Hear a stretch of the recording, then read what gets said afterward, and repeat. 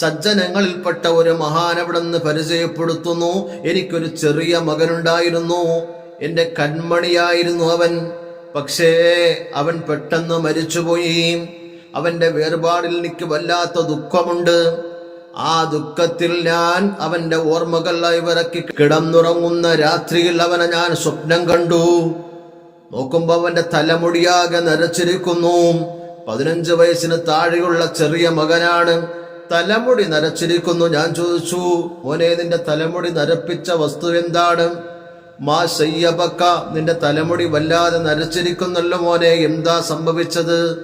ആ ചെറിയ മകൻ എന്നോട് പറഞ്ഞു, ഉപ്പാ, ഇന്നലെ വരെ ഞങ്ങൾക്ക് കുഴപ്പമില്ലായിരുന്നു. പക്ഷേ ഞങ്ങളുടെ ഖബർസ്ഥാനിൽ ഒരു മദ്യപാനിയെ കൊണ്ടുവന്ന് ഖബറടക്കിയത് മുതൽ ആ ഖബറിന്റെ ശിക്ഷയുടെ ലാഞ്ചന ഞങ്ങളുടെ ഖബറിലേക്കും വന്നുകൊണ്ടിരിക്കുകയാണ്. ആ ലാഞ്ചനയാണ് എന്റെ തലമുടി നിരപ്പിച്ചത് എന്ന് ആ ചെറിയ മകൻ ഓർമ്മപ്പെടുത്തുമ്പം, ഏതെങ്കിലും ജമാഅത്തുകളിൽ ഒരു മദ്യപാനിയെ കൊണ്ടുവന്ന് അടക്കിക്കഴിഞ്ഞാൽ ആ ഖബർ വാസികൾക്ക് ആകമാനം അവന്റെ ശിക്ഷ ലഭിക്കുമെന്ന് മുത്തുനബി സല്ലല്ലാഹു അലൈഹി വസല്ലം തങ്ങൾ പറഞ്ഞ ഹദീസിലേക്കാണ് വിരൽ ചൂണ്ടുന്നത്.